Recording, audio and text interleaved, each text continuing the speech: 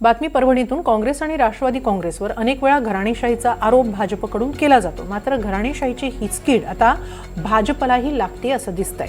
सुरेश वरपुडकर यांचे 1-2 नव्हे तर तब्बल 5 कुटुंब सदस्य सध्या जिल्हा परिषदेच्या निवडणुकीच्या मैदानात आहेत, तेही विविध पक्षांकडून. वरपुडकर यांचा मुलगा शमशेर वरपुडकर यांना शिंगणापूर जिल्हा परिषद गटातून तर सून प्रेरणा वरपुडकर यांना दैठणा जिल्हा परिषद गटातून भाजपनं उमेदवारी दिली आहे. वरपुडकर यांचा मुलगा शमशेर वरपुडकर यांना शिंगणापूर जिल्हा परिषद गटातून तर सून प्रेरणा वरपुडकर यांना दैठणा जिल्हा परिषद गटातून भाजपनं उमेदवारी दिली आहे. सोबतच पुतण्या बोनी वरपुडकर हे लोहगाव गटातून भाजपकडून जिल्हा परिषद गटात उमेदवार आहेत, तर वरपुडकरांची कन्या सोनल देशमुख यांनी ठाकरे गटाकडून झरी सर्कलमधून उमेदवारी मिळवली आहे. वरपुडकरांचे दुसरे पुतणे अजित वरपुडकर हे देखील काँग्रेसकडून लोहगाव जिल्हा परिषद निवडणूक लढवत आहेत.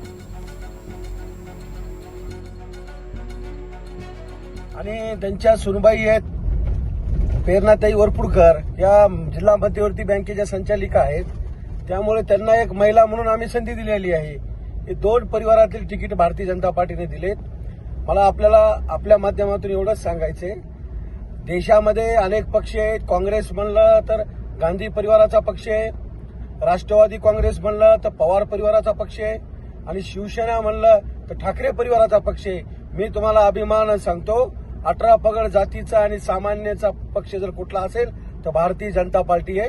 या भारतीय जनता पार्टीमध्ये 18 पगड जातीच्या माणसाला न्याय दिला जातो आणि विकासावर राजकारण आणि विकासावर काम करणारा भारतीय जनता पार्टी पक्ष आहे. त्यामुळं कोणी काही अफवा करू नये. जे आमच्यावर आरोप करायलेत त्यांनी त्यांच्या परिवारातील अनेकांना तिकीट दिलेले आहेत.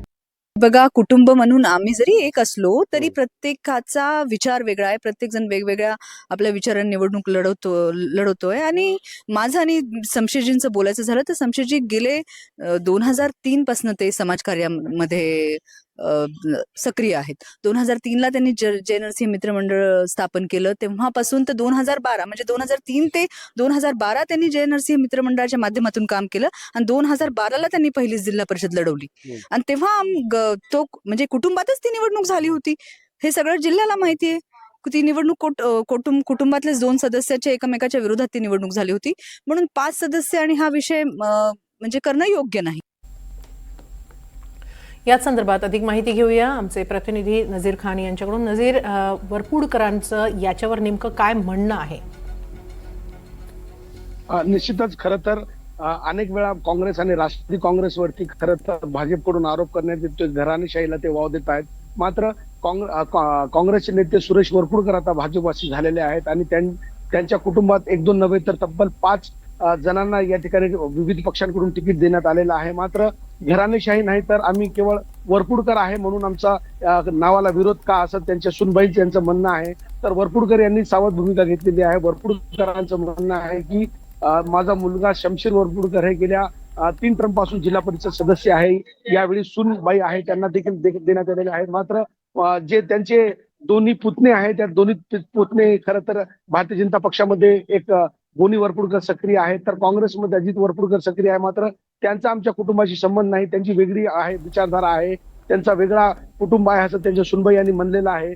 मात्र त्यांच्या मुली आहेत सोनल, या झरीमधून खरं तर ठाकरे गटाकडून लढत आहेत. त्यामुळेच कुठेतरी वरपुडकरांमध्ये या ठिकाणी टीका होत आहे, त्यांच्या कुटुंबावरती टीका होत आहे. मात्र सावध भूमिका त्यांनी घेतलेली आहे. समाजकारणामध्ये आम्ही अनेक वर्षापासून सक्रिय आहोत. मग पक्षाने आम्हाला दिली जबाबदारी तर याला विरोध का होत आहे असं त्यांनी या ठिकाणी प्रश्न उपस्थित केलेला आहे. नक्की. धन्यवाद नजीर, आपण दिलेल्या या सविस्तर माहितीबद्दल.